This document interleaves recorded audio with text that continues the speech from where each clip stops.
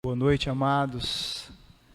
Boa noite você que nos assiste. Boa noite às pessoas do grupo técnico que estão aqui. Momentos agradáveis de louvar ao nosso Deus, de estarmos juntos. Você da sua casa e nós aqui. Mas dessa mesma forma nós estamos adorando ao Senhor. Vamos agora, irmãos, juntos também meditar um pouco na palavra do Senhor. Vamos pensar um pouco acerca de amor verdadeiro e amizade, né? Aquelas que a gente desfruta de fato em Cristo Jesus. Eu convido os irmãos que abram aí as Bíblias, os que têm as Bíblias no telefone, que liguem suas Bíblias no Evangelho segundo João, no capítulo 15, para que nós possamos estar lendo esse Evangelho do 15 ao 19, ou do 9 ao 17. Eu fiquei nervoso agora que eu trouxe o óculos e ele ficou lá no carro. Ele lá no carro não adianta muita coisa não, né? Mas mesmo assim eu ainda consigo como diz meus colegas, desenrolar, né, a leitura aqui. Vamos então ler João, Evangelho segundo João, no capítulo 15, versículos de 9 a 17. E o Senhor Jesus, ele fala assim: como o Pai me amou, também eu vos amei, permanecei no meu amor. Se guardardes os meus mandamentos, permanecerei no meu amor. Assim como também eu vos tenho guardado os mandamentos de meu Pai, e no seu amor permaneço. Tenho-vos dito estas coisas, para que o meu gozo esteja em vós, e o vosso gozo seja completo. O meu mandamento é este, que vós ameis, ou que vos ameis uns aos outros, assim como eu vos amei. Ninguém tem maior amor que este, de dar a alguém a própria vida em favor dos seus amigos. Vós sois meus amigos, se fazeis o que eu vos mando.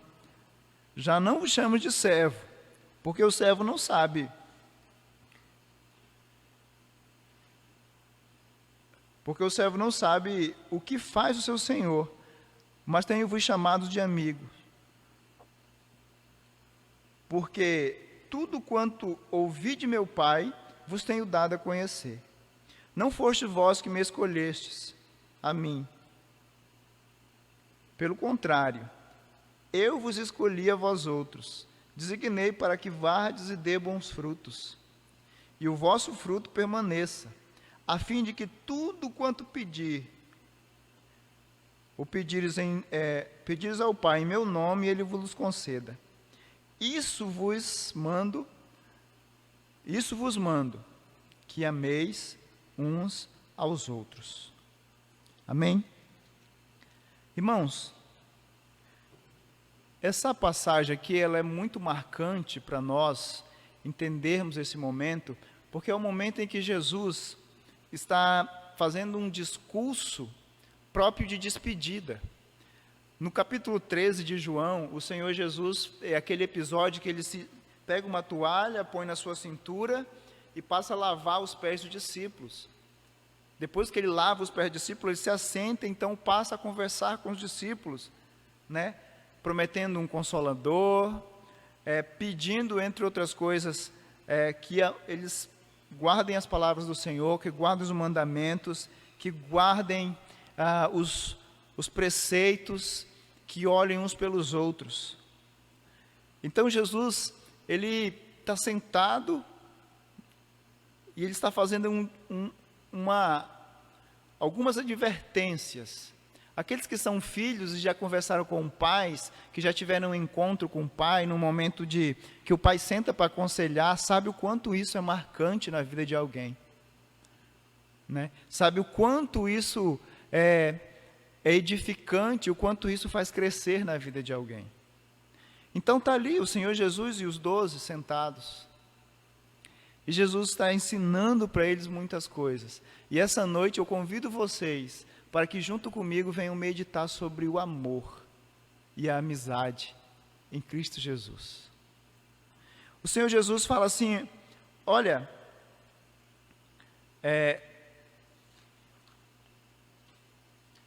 de onde é que vem esse amor que ele recomenda? Né? Qual é o padrão desse amor? Então Jesus ele começa seu discurso assim, olha, como o Pai me amou, né? Como o Pai me amou, também vos amei, e permaneceis no meu amor. Como o Pai me amou, também vos amei. O próprio Jesus,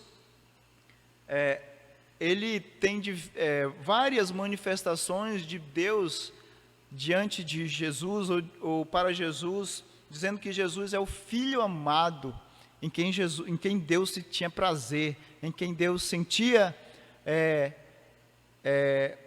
a completude, em quem Deus tinha prazer, em quem Deus se deleitava. Uma vez que a humanidade se separou do seu Senhor lá no Éden, e o homem então agora, ele não tem disposição de caminhar ao seu Senhor, a não ser que o Senhor tome esse homem e então o converta.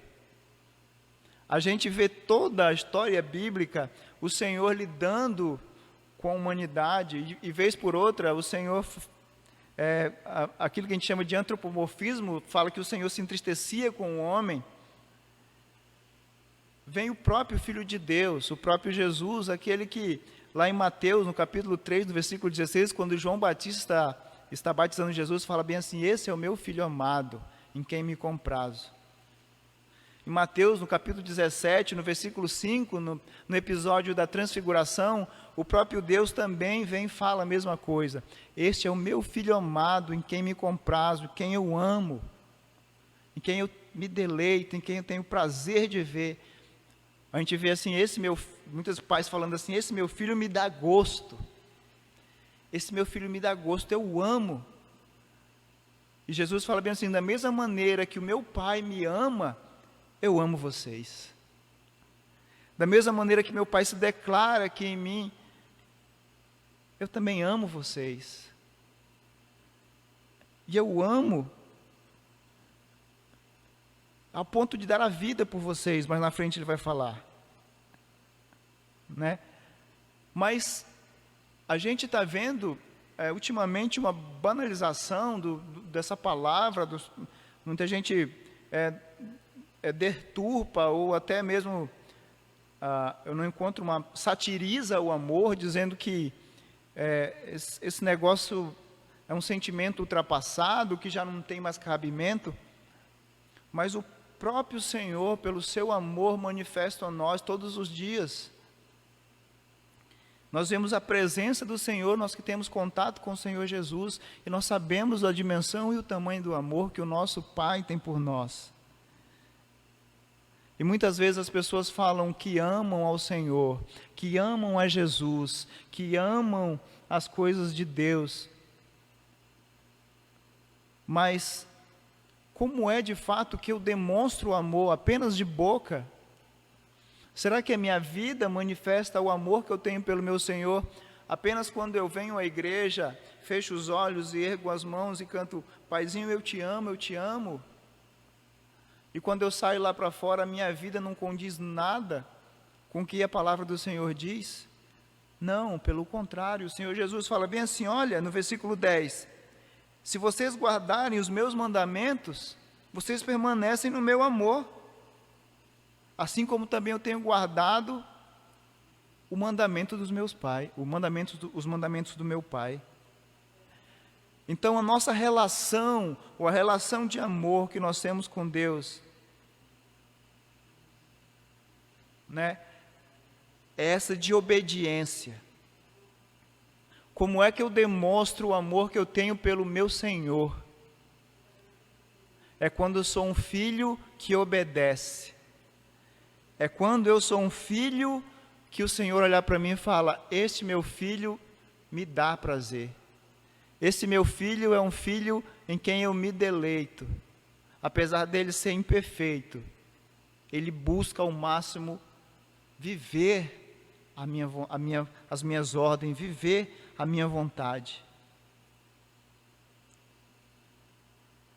Quanto mais nós obedecemos ao Senhor, mais próximos nós estamos do amor de Deus.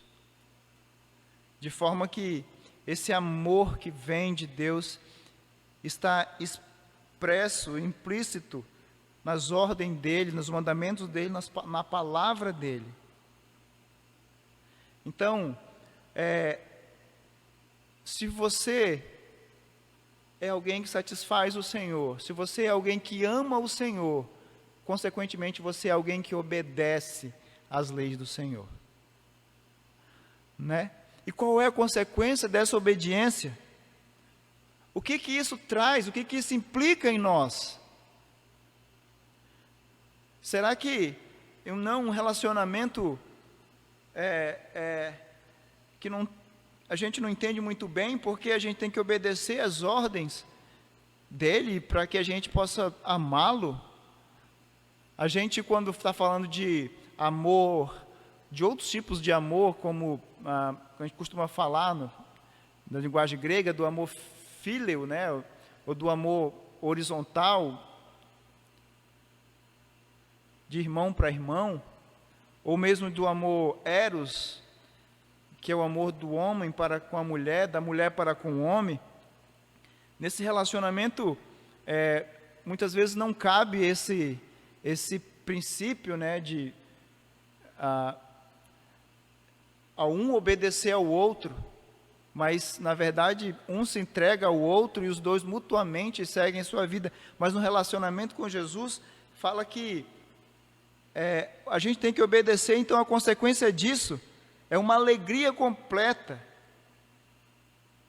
né? É uma alegria que nos preenche. No versículo 11 ele fala: tenho-vos dito essas coisas, para que o meu gozo esteja em vós, e o vosso gozo seja completo. Então, obedecer a Cristo, viver segundo a vontade de Cristo, implica em mim um prazer sem tamanho, um prazer que me completa, uma satisfação. Muitas vezes nós somos ensinados aí fora que servir ao Senhor é uma tarefa árdua, que você mais sofre do que vive no prazer do Senhor. Irmãos, e o próprio Jesus vai falar para a gente que não se trata disso. O próprio Jesus fala que devido a gente obedecer, e a gente tem que entender uma coisa, que Ele nos fez, Ele sabe o que é melhor para nós, então por isso os preceitos dele são perfeitos para o homem mesmo não entende o que é melhor para ele, antes o homem escolhe só coisa que prejudica, que o leva à morte, as coisas que a carne pede, as coisas que o nosso eu quer, as coisas que o mundo oferece, são coisas que trazem consequências terríveis na nossa vida, mas a obediência ao Senhor, essa nos dá prazer, essa nos dá satisfação, e nós cantamos que satisfação é ter a Cristo. Essa alegria, ela nos preenche de tal forma, que não nos falta nada, nos preenche de tal maneira, que somos satisfeitos, completos. E aqui eu paro para fazer uma pergunta a você, meu irmão, que está aí do outro lado, a você que nos assiste, que nos ouve nesse instante, você tem vivido a experiência do gozo, da plenitude, da alegria em Cristo Jesus? Você tem obedecido e se aproximado tanto ao Senhor, que você tem acabado de se conhecendo mais e ficado cada dia mais alegre em saber tudo o que Deus é e significa para você? Você tem vivido a experiência do amor verdadeiro? Então o Senhor fala: olha, o Pai me amou. Olha como é progressivo o raciocínio de pensamento que Jesus está falando. O Pai me amou a mim, eu amei vocês, e agora, como eu sou o exemplo, vocês devem amar uns aos outros. No versículo 12 ele fala: o meu mandamento é este, né? Que vos ameis uns aos outros, como eu vos amei. Eu sou o exemplo, Jesus está falando. Jesus acaba de demonstrar que apesar dele ser o Senhor, apesar dele ser aquele que multiplicava os pães, apesar dele ter as prerrogativas e ser o verdadeiro Filho de Deus, ele era alguém que, como exemplo, era capaz de se cingir com uma toalha e lavar os pés deles. Ele era aquele capaz de ir na casa de Pedro e curar a sogra de Pedro.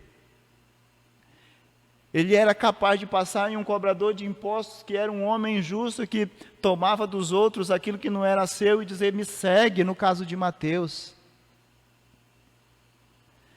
O Senhor amou tanto que era capaz de tolerar o seu traidor, que nesse momento está na sua frente, observando todas as palavras que Jesus falava. Ele é o exemplo de amor, ao ponto de olhar para a miséria de alguém que estava há anos, como o caso daquele homem que estava caído há 38 anos na beira do tanque lá, esperando ser mergulhado para ser curado, e o Senhor passa ali, olha para ele e o ama. O Senhor amou tanto que ele foi até a mulher samaritana.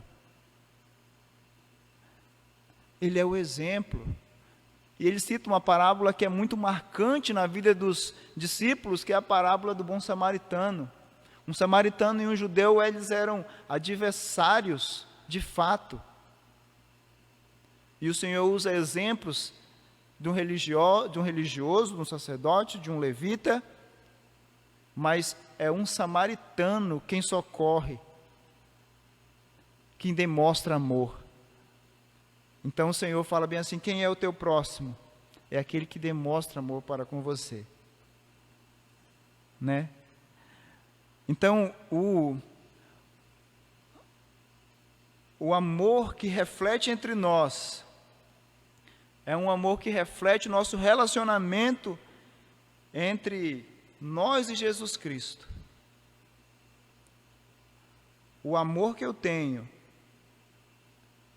para com o meu próximo é um sentimento que reflete o relacionamento que eu tenho com Cristo. O próprio João, que é chamado o discípulo, o apóstolo do amor, ele escreve na sua carta, na sua primeira epístola, no capítulo 4, no versículo 8, ele fala bem assim: aquele que não ama, não conhece a Deus, porque Deus é amor. Às vezes nós cantamos, como eu já falei, que amamos Jesus. Às vezes nós oramos que amamos Jesus. Mas nós nutrimos, muitas vezes, desamor pelo nosso próximo. Nós nutrimos, muitas vezes, o ego contra o próximo. Quando a Bíblia fala que não recuse de ajudar o teu irmão, estando na tua mão o poder de fazê-lo, muitas vezes nós temos virado as costas. Algumas vezes nós estamos frequentando os mesmos ambientes, desgostosos um com o outro, sem conseguir perdoar, sem conseguir amar. Isso é desobediência a Deus. Isso entristece o nosso Deus. Então ele prossegue ainda, e fala: qual é o limite desse amor? Até quando, até como eu devo amar o meu próximo? E no versículo 13 ele vai dizer: ninguém tem amor maior do que este. Qual é o limite do amor? Olha, de dar a própria vida em favor dos seus amigos. Ninguém tem maior amor que... Outra vez ele se coloca como exemplo. Ele fala: olha, ninguém tem maior amor que esse, que dá a vida ou a própria vida em favor dos seus amigos. Qual é o limite do amor, irmãos, que a gente tem que ter de uns para com os outros? É de entregar nossa vida por amor a Deus e por amor ao próximo. E então ele fala assim: vós sois meus amigos, se fazeis o que vos mando. Esse é um tipo de preceito que não vale para a minha amizade com o Rafael, que está aqui nesse momento, nem com o Vinícius, que tocou o carrom. Para mim ser amigo do Vinícius, eu não tenho que obedecer o Vinícius, nem o Rafael. Mas se eu quiser ser amigo de Cristo, a evidência que mostra a minha amizade com Jesus Cristo é o quanto eu obedeço a Jesus Cristo. Olha, e aqui é um negócio muito marcante para nós, porque ele mesmo sendo o Senhor, nos chama de amigo.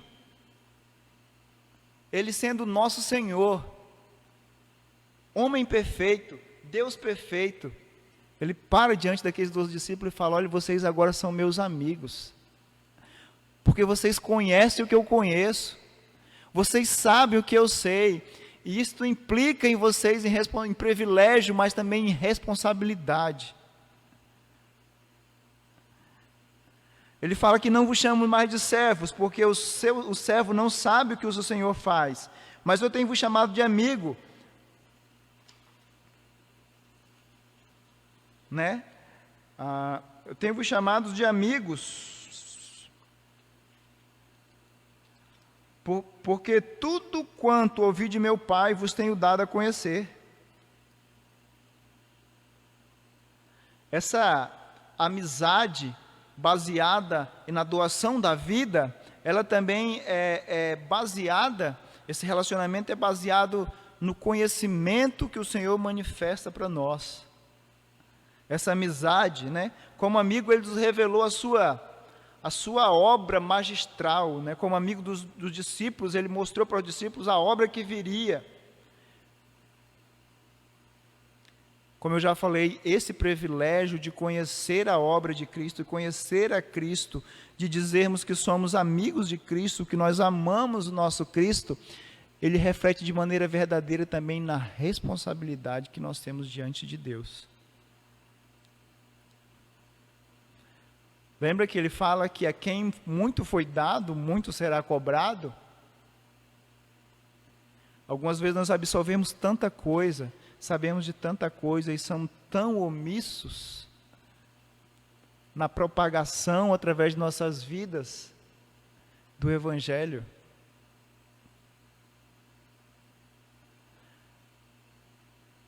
E o Senhor está falando bem assim: olha, eu que sou, e a gente vai sempre voltar nesse ponto, pensando a partir daquela roda mesmo de conversa que Jesus está ali, e essa conversa é franca. A gente pode estar falando aqui, mas a gente não vai ter a dimensão do sentimento, porque Jesus já sabia que pouco tempo depois, dali dessa conversa aqui, Jesus já sai para ser preso, e posteriormente ser morto. Mas Jesus está falando bem aqui: olha, eu sendo o Senhor, eu sendo o Filho de Deus, como Deus me ama, eu amo vocês. O que Deus me revela, o que meu Pai me revela, vocês são meus amigos agora, porque vocês também conhecem. Um escravo, ele só pega e ouve a ordem do seu senhor e obedece imediatamente, sem questionar, sem nada. Mas um amigo, ele recebe a ordem do seu senhor. Ele sabe o que o seu senhor pretende, ele sabe os projetos do seu amigo, sabe, quando a gente tem um bom amigo, a gente partilha com ele os nossos sonhos, os nossos desejos, as nossas perspectivas, os nossos planos. E isso Jesus partilhou com os discípulos. Isso Cristo prometeu para eles um Consolador que viria e que viria através desse Consolador. Esses 12 homens mudariam a história, a partir de Jesus, mudariam a história desse mundo, tal como hoje nós paramos para conversar sobre ele. E aqueles discípulos não tinham nada neles que mereciam o amor de Jesus Cristo. Jesus Cristo não saiu escolhendo ninguém que era merecedor. Jesus Cristo não foi ao templo escolher o melhor teólogo da época, o melhor escriba, o melhor fariseu. Jesus Cristo saiu escolhendo aqueles homens, pescadores, agricultores, como eu já falei, um pecador, cobrador de imposto. Outros que mesmo quando viam pela primeira vez, questionaram. E assim Jesus amou aqueles homens. Assim Jesus nos ama. Assim Ele se tornou o nosso maior amor e o nosso melhor amigo. O que nós fizemos para merecer isso? Nada. É graça. É graça. É de graça. É maravilhoso. Então, ele continua no versículo 16 justamente falando isso. Não foste vós que me escolhestes a mim, pelo contrário, eu que escolhi a vocês, eu escolhi a vós, designei para que vardes, né, e deis bons frutos, e o vosso fruto permaneça, a fim de que tudo quanto pedires ao Pai, em meu nome, Ele vos conceda. Né? Nós não fizemos nada, Ele nos escolheu. Como eu já falei, o homem separado do seu Deus, ele é incapaz de ir até Deus. Esse homem pecador, ele só tem disposição para o pecado. Mas o Senhor Jesus nos escolheu, amados.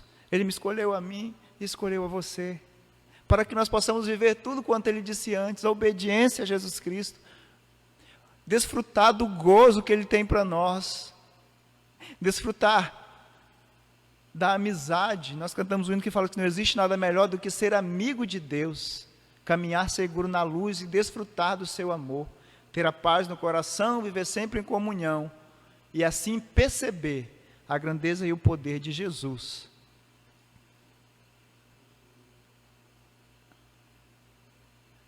Os discípulos não eram melhores que ninguém e o próprio Jesus escolheu.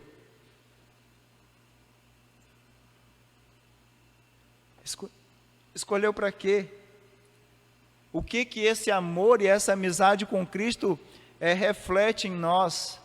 O que essa obediência e essa amizade em Cristo Jesus reflete na nossa vida?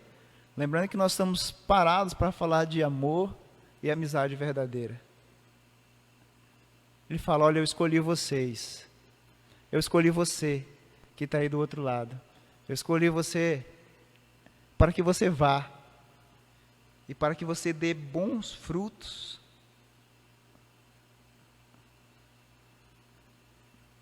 Quando nós encontramos Jesus, amados, nós encontramos o sentido da vida. E as pessoas ao nosso redor percebem o reflexo desse nosso relacionamento com o nosso Senhor. As pessoas ao redor percebem que nós agora somos diferentes. Quando o salmista fala no Salmo 1 assim, olha, que o homem que medita na palavra do Senhor, de dia e de noite, ele é como uma árvore plantada junto à corrente de água, que no devido tempo dá o seu fruto. Ele está falando isso: olha, eu escolhi para vocês ter intimidade comigo, para vocês serem meus amados, meus amores, para vocês serem meus amigos, e vocês vão andar tão junto comigo que a vida de vocês vai refletir os frutos. E quais são os frutos que a nossa vida vai refletir? São frutos que permanecem, frutos eternos. Lembra no Sermão do Monte, quando o Senhor falou assim: olha, ao invés de vocês acumular para vocês riqueza na terra, acumulem para vocês um tesouro no céu. E ultimamente, amados, abrindo um parênteses aqui, nós não temos vivido assim. Nós temos andado preocupados, afadigados, atarefados, buscando acumular aqui na terra, buscando ter, e muitas vezes o próximo sofrendo do nosso lado. Quando nós nos aproximamos de Jesus, aquilo que nós temos serve ao propósito do reino, e não serve mais ao propósito de nos satisfazer a nós mesmos, porque o próprio Jesus nos satisfaz com os seus mandamentos. Ele falou isso no versículo 11.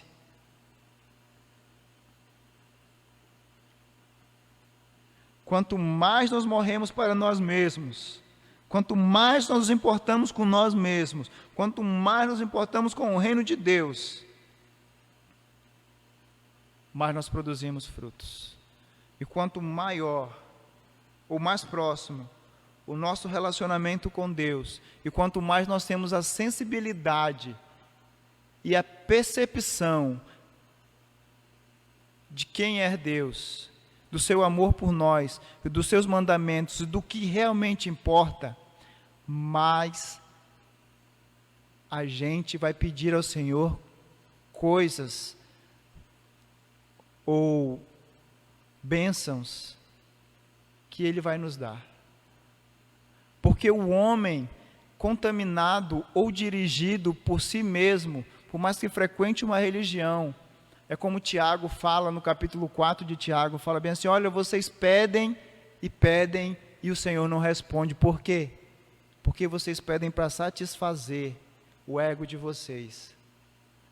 Mas quanto mais você está próximo de Deus, quanto mais você sabe o que realmente interessa, quanto mais você sabe o que realmente importa no reino, mais as nossas petições serão atendidas, porque nós vamos pedir o que de fato Deus quer nos dar.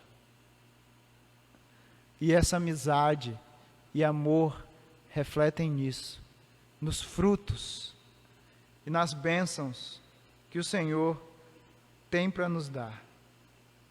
E tudo o que nós pedimos no nome de Jesus, com a razão correta, com o espírito certo, da maneira correta diante de Deus, Ele nos concede. Porque o próprio Jesus fala que quando nós estivermos assim, disposto a obedecer, disposto a nos entregar pelo próximo, disposto a viver uma vida que exalta e glorifica o nome de Deus, que produzem frutos dignos do reino de Deus, nós seremos abençoados. E ele reforça então: isto vos mando, ameis uns aos outros. Amados, que nós possamos agora viver nesse tempo, um tempo de amizade e de amor com Cristo. Um tempo onde nós não estamos incapacitados ou impossibilitados de vir até o templo. É possível que nós entendamos que ser filho de Deus e ser igreja não é ir, é ser. E se você